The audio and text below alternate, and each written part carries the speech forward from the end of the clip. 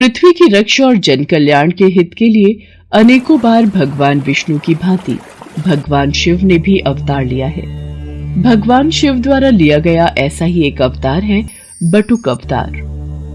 बटुक का अर्थ होता है छोटा बच्चा।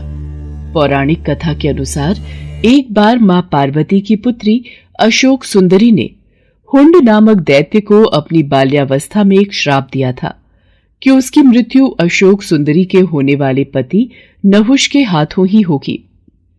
इसलिए बाल्यावस्था में ही हुंड ने नहुष का वध करने की योजना बनाई। मैं अशोक सुंदरी के श्राप को सिद्ध होने से पहले ही नष्ट कर दूंगा। मैं बाल्यावस्था में ही नहुष और अशोक सुंदरी का वध कर दूंगा। मुझे ये बात माताश्री को बतानी होगी। माताश्री, माताश्री, आप कहाँ हो? मेरा हृदय व्याकुल हो रहा है। क्या हुआ अशोक सुंदरी? आप इतनी घबराई हुई क्यों हो पुत्री? माताश्री, हुंड राक्षस नहुष को मारने के लिए निकल चुका है। वो नहुष का वध करने वाला है। उसको रोक लीजिए माताश्री, नहीं तो अनर्थ हो जाएगा। हुंड राक्षस की इतनी हिम्मत कि वो नहुष की हत्या करने का साहस कर बैठा। आज हुंड दैत्य को मेरे हाथों से कोई नहीं बचा सकता। देवता, ऋषि, मुनि सब हुंड के प्रकोप से तंग आ चुके हैं। अब मुझे उसका संहार करना ही होगा। देखते ही देखते मां पार्वती मां काली के रूप में आ जाती हैं। उनका क्रोध बढ़ रहा था। वो हाथों में खड्ग लिए हुंड के वध के लिए निकल पड़ती हैं। किंतु यदि वो हुंड का वध कर देती तो वो प्रकृति के खिलाफ हो जाता, क्योंकि हुंड दैत्य का वध नहुष के हाथों ही लिखा था। इसलिए मां काली को रोकना जरूरी था। पर उनके क्रोध को कौन रोकेगा, यही समस्या थी। नारायण नारायण। प्रभु, मां काली तो क्रोध में आकर हुंड का वध करने निकल चुकी हैं। अब इनके क्रोध को कौन शांत करेगा? कौन इन्हें रोकेगा? आप सही कह रहे हैं देवर्षि नारद। मां काली को यदि रोका नहीं गया तो अनर्थ हो जाएगा। अब तो सिर्फ महादेव ही उनके क्रोध को शांत कर सकते हैं। जिस प्रकार उन्होंने पहले भी कई बार मां काली के मार्ग में आकर उनके क्रोध को शांत किया है। आप तो जानते ही हैं देवर्षि नारद, जब देवी पार्वती अत्यंत क्रोधित होती हैं तो वो महाकाली का रूप धारण कर लेती हैं और फिर उनके क्रोध को शांत करना असंभव हो जाता है। इतनी देर में सभी देवी देवता भगवान विष्णु के पास प्रकट होते हैं। प्रभु, देवी काली अत्यंत क्रोधित हो चुकी है।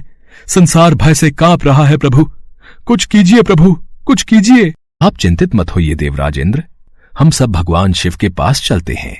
महादेव, सभी देवी देवता आपके पास विनती हेतु आए हैं, इनकी सहायता कीजिए। मैं आपकी क्या सहायता कर सकता हूँ ब्रह्मदेव? आखिर क्या हुआ है? महादेव, हुंड दैत्य को पता चल चुका है कि भविष्य में उसका वध आपके होने वाले जामाता नहुष के हाथों ही होगा, इसलिए वो उसकी हत्या हेतु निकला है। देवी पार्वती इसी कारण क्रोध में आ गई हैं और उन्होंने मां काली का रूप धारण कर लिया है। अब उनके क्रोध को केवल आप ही शांत कर सकते हैं देवाधिदेव। काली के क्रोध को शांत करने के लिए मुझे उनके सामने जाना होगा। सभी देवी देवताओं को आश्वासन देकर भगवान भोलेनाथ देवी काली के समक्ष प्रकट होते हैं। देवी काली क्रोध की अग्नि में जल रही थी। वो भगवान शिव को अपने सामने देखकर विशाल रूप धारण कर लेती हैं और उनका क्रोध अत्यधिक बढ़ जाता है। शिव जी भी उन्हें रोकने के लिए अपना विशाल रूप धारण कर लेते हैं। रुक जाओ देवी पार्वती, शांत हो जाओ। नहीं, अब मेरा क्रोध तभी शांत होगा जब मैं हुंड दैत्य का वध करूंगी। देवी पार्वती, यदि आपने हुंड का वध कर दिया तो हमारी पुत्री अशोक सुंदरी द्वारा दिए गए उस श्राप का क्या होगा? वो श्राप व्यर्थ जाएगा। आप उस श्राप की मर्यादा को कैसे भंग कर सकती हो? आप जानते हैं प्रभु, हुंड ने हमारी पुत्री और होने वाले जामाता को मारने का दुस्साहस किया है और आप कहते हैं कि मैं शांत हो जाऊं? नहीं। देवी पार्वती, आसमान की ओर देखिए। सभी देवी देवता आपके इस रौद्र रूप को देखकर घबरा रहे हैं। शांत हो जाओ पार्वती, यही संसार के हित में है। नहीं, अब मुझे कोई शांत नहीं कर सकता। आप मेरे मार्ग से हट जाइए, मैं आज नहीं रुकूंगी। पर रुकिए देवी पार्वती, हमारी पुत्री अशोक सुंदरी और नहुष दोनों ही सकुशल हैं, उन्हें कुछ नहीं हुआ। नारायण नारायण, अब क्या होगा प्रभु? माता तो क्रोध की अग्नि में आगे बढ़ चुकी हैं। अब महादेव माता को कैसे शांत करेंगे? उन्होंने तो महादेव की बात को मानने से भी इनकार कर दिया है। देवर्षि नारद, भगवान शिव के होते हुए हमें चिंता करने की कोई आवश्यकता नहीं है। वो देवी काली के क्रोध को शांत अवश्य करेंगे। आप निश्चिंत रहिए। माँ काली क्रोध में आगे बढ़ती जा रही थी। तभी उन्हें एक बालक के रोने की आवाज सुनाई दी। वास्तव में वो बालक कोई और नहीं बल्कि महादेव का ही अवतार था, जो हूबहू दिखने में महादेव की तरह ही था। अपने बाल रूप में महादेव रोए जा रहे थे। उनका रोना बंद नहीं हो रहा था। लगातार रोते बच्चे की आवाज को सुनकर माँ काली रुक जाती है। बच्चे का रोना माँ काली से देखा नहीं गया।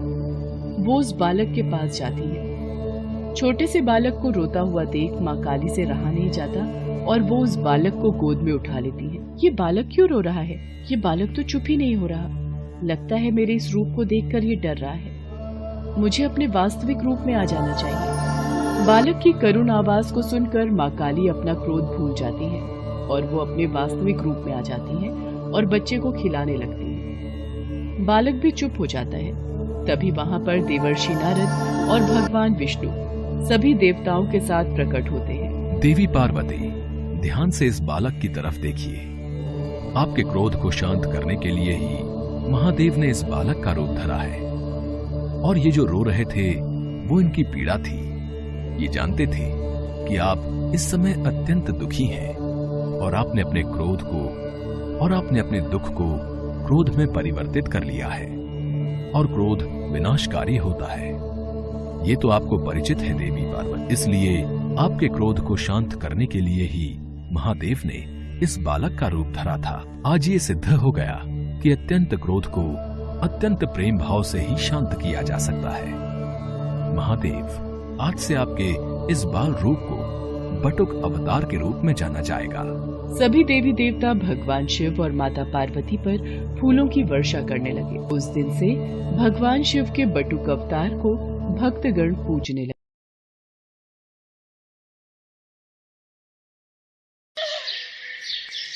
देवी दुर्गा ने दैत्यों के संहार के लिए कई अवतार लिए हैं।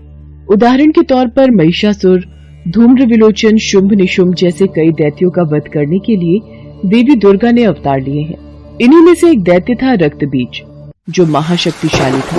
पुराणों के अनुसार रक्तबीज नामक दैत्य ने लगभग 5 लाख वर्षों तक तप किया और ब्रह्मा जी की स्तुति की। रक्तबीज की तपस्या से ब्रह्मा जी प्रसन्न हुए और रक्तबीज के सामने प्रकट हुए। मैं तुम्हारी तपस्या से प्रसन्न हूँ, कहो क्या चाहिए? ब्रह्मदेव, मुझे अमरता का वरदान दीजिए। हिरण्यकश्यप की तरह देवता, दानव, गंधर्व, यक्ष, पिशाच, पशु, पक्षी, मनुष्य आदि कोई भी मुझे नहीं मार सके, ऐसा वरदान दीजिए। तथास्तु, मैं तुम्हें वरदान देता हूँ कि युद्ध में अगर तुम्हारे शरीर से एक भी रक्त की बूंद धरती पर गिरेगी तो उससे नया रक्त बीज जन्म ले लेगा तथा किसी के लिए भी तुम पर विजय पाना असंभव होगा। ब्रह्मा जी से वरदान पाकर रक्तबीज अहंकार में चूर हो गया। उसने चारों ओर हाहाकार मचा दिया। मैं अमर हूँ, अब मुझे युद्ध में कोई परास्त नहीं कर सकता। अब स्वर्ग लोक पर मेरा यानी असुरों का राज होगा। मैं इंद्र को चुनौती देता हूँ, अगर साहस है तो मेरे से युद्ध करे, नहीं तो स्वर्ग लोक से भागकर कहीं मुंह छिपाकर छुप जाए। क्या रक्तबीज ने देवताओं को युद्ध के लिए ललकारा है? हमें उससे युद्ध करना होगा। राक्षस और देवताओं में युद्ध होने लगा। वरदान मिलने के कारण रक्तबीज और भी शक्तिशाली हो गया था। ये देखकर इंद्र सहित सभी देवता घबरा गए। ब्रह्मा जी के वरदान स्वरूप रक्तबीज का संहार किसी पुरुष के हाथों नहीं हो सकता। उसका वध केवल एक स्त्री ही कर सकती है। आपको भगवती दुर्गा की स्तुति करनी चाहिए। उन्होंने अनेकों राक्षसों का वध किया है। आप उचित कह रहे हैं देवर्षि नारद। हम सब देवी दुर्गा की स्तुति करते हैं। अब इस संकट से वही हमें पार लगा सकती हैं। और सभी देवता देवी दुर्गा का ध्यान करते हैं और देवी दुर्गा वहाँ प्रकट होती है। देवी भगवती, हमें रक्तबीज नामक राक्षस से मुक्ति केवल आप ही दिला सकती हैं। हमारी सहायता कीजिए माँ। आप सभी निश्चिंत रहिए। रक्तबीज नामक दैत्य का संहार अवश्य होगा। उसे उसके पापों का दंड अवश्य प्राप्त होगा। देवताओं को आश्वासन देकर माँ दुर्गा ने रक्तबीज को युद्ध के लिए ललकारा। तू एक साधारण अबला स्त्री मुझे युद्ध के लिए ललकार रही है। तू मेरा कुछ नहीं बिगाड़ पाएगी। रक्तबीज, अब तेरी मृत्यु निश्चित है। मेरे हाथों से तू नहीं बच पाएगा। अच्छा, तू मेरा वध करेगी? देखता हूँ ये कैसे संभव होता है। माँ दुर्गा और रक्त बीज के बीच युद्ध प्रारंभ हो जाता है। माँ दुर्गा के वार से रक्त बीज घायल होता तो रक्त की बूंद धरती पर गिरने से ढेरों रक्त बीज पैदा हो जाते। एक रक्त बीज मरता तो दूसरा सामने आ जाता। माँ दुर्गा उसके अंग काटती तो धरती पर रक्त की बूंदें गिरकर फिर से रक्त बीज सामने आ जाता। ये सब क्या हो रहा है? ये रक्त बीज मारा क्यों नहीं जा रहा? नारायण नारायण, माते, रक्त बीज का वध करने के लिए रक्त बीज के रक्त को पीना होगा ताकि वो धरती पर ना गिरे। ब्रह्मा जी के वरदान के अनुसार रक्त बीज का रक्त पृथ्वी पर गिरते ही अनेकों रक्त बीज पैदा हो जाएंगे। इसका संहार करने के लिए ऐसा कुछ करना होगा ताकि रक्त बीज का रक्त पृथ्वी पर ना गिरे। अच्छा, तो ये बात है। देवर्षि नारद, इसके लिए मुझे चंडिका को बुलाना होगा। देवी पार्वती को माँ काली का रूप धरना होगा ताकि वो इस दानव का रक्त पान कर सके। तत्पश्चात मैं इस राक्षस का संहार करूंगी। इसके लिए तो देवताओं को देवी पार्वती से विनती करनी होगी कि वो माँ काली का अवतार लेकर इस दानव का विनाश करें। सभी देवता माँ पार्वती का आह्वान करने लगे। देवी पार्वती देवताओं के समक्ष प्रकट हुई। देवी पार्वती, आपको काली रूप धरना होगा ताकि जब भी मैं इस राक्षस पर प्रहार करूं, आप इसका रक्त खप्पर में लेकर रक्तपान करो। आप चिंता मत करो देवी दुर्गा, मैं इस दानव के रक्त की एक बूंद भी धरती पर नहीं गिरने दूंगी। देखते ही देखते माँ पार्वती ने काली का रूप धर लिया, जिन्हें देख दानव तो क्या देवता भी थर थर कांपने लगे और उनके समक्ष हाथ जोड़े खड़े रहे। माँ काली ने दैत्यों का गिरता रक्त पीना शुरू कर दिया। इससे नया दैत्य उत्पन्न नहीं हो रहा था। माँ काली ने अपना मुंह विकराल कर लिया। उन्होंने कई राक्षसों को निगल लिया। माँ काली का क्रोध बढ़ता ही जा रहा था। सब दैत्य मारे जा चुके थे, केवल रक्त बीज का वध होना ही बाकी था।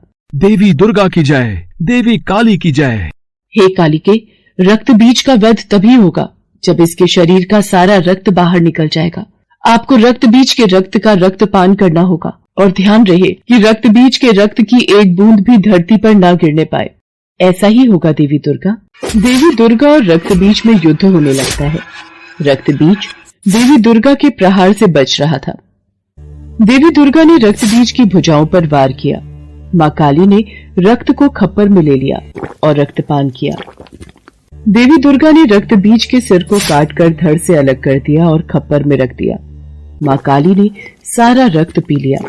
हे कालिके, आपकी मुंडमाला के लिए मैं रक्त बीज का ये मुंड आपको भेंट करती हूँ।